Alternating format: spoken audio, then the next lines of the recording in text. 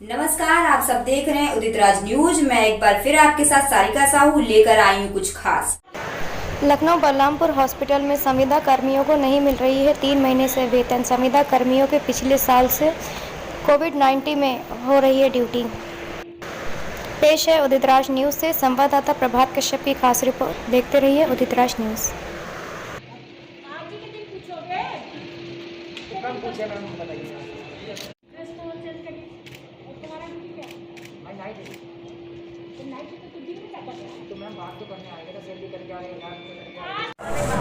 आप सब लोग आउटसोर्सिंग वाले संविदा कर्मी हैं ये बलरामपुर हॉस्पिटल में, और जैसा कि सब लोग कह रहे हैं कि आप लोग सैलरी नहीं मिली है, तो आप इस बारे में क्या कहेंगे?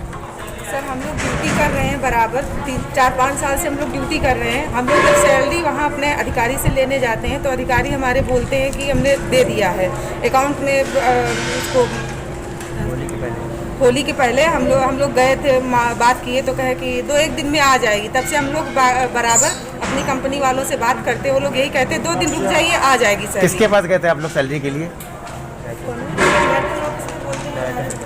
हर जगह अपने अधिकारियों से बात करते। जब ड्यूटी में बलरामपुर हॉस्पिटल में कर रही हूँ तो बात तो अपने अधिकारी से ही करूँगी।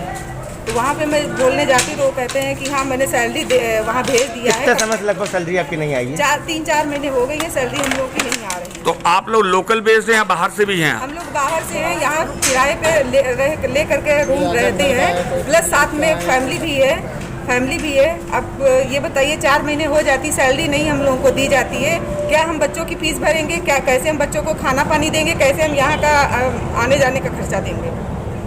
क्या नाम है आपका? सुधांशु किस तरह का आज आपने क्या है? जी, जैसा कि आप जानते हैं हम लोग आउटसोर्सिंग कर्मचारी हैं, लगभग 5 साल से यहाँ पे कार्यरत हैं। और पहले जो कंपनी थी वो TNM कंपनी थी, काफ़ी अच्छी कंपनी थी। 18,100 सैलरी थी हम लोगों की, और पूरी आती थी, PF वगैरह कटने के बाद 18,100 आती थी।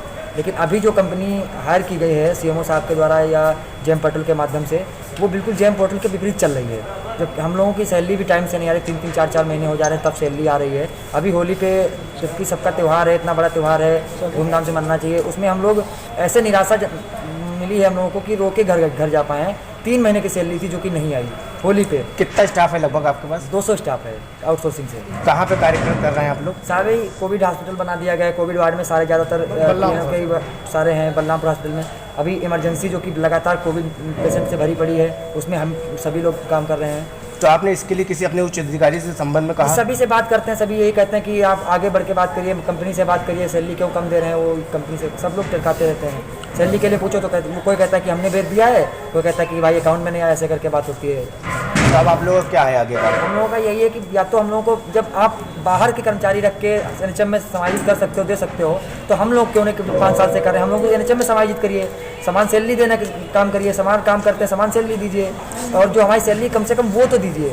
अभी कोविड में काम करा रहे हैं आप, कोविड हॉस्पिटल बना रहे हैं, तो हम लोगों को प्रोटोकॉल की तरह जो भी मिलता है वो सब देने का काम करिए।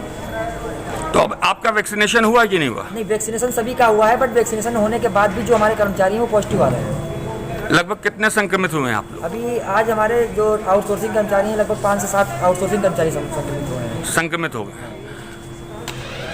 आपकी पिछले साल भी जब कोरोना हुआ था, फर्स्ट वेव आई थी, तब भी आप लोग कार्यरत थे?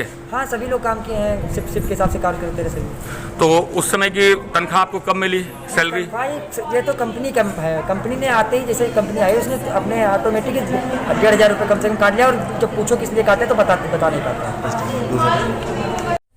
तो ये थी हमारी आज कुछ खास बात। फिर मिलते हैं आपसे एक नई अपडेट के साथ। तब तक आप सब देखते रहिए उदित राज। मैं सारिका साहू आपसे इजाजत चाहती हूँ। धन्यवाद।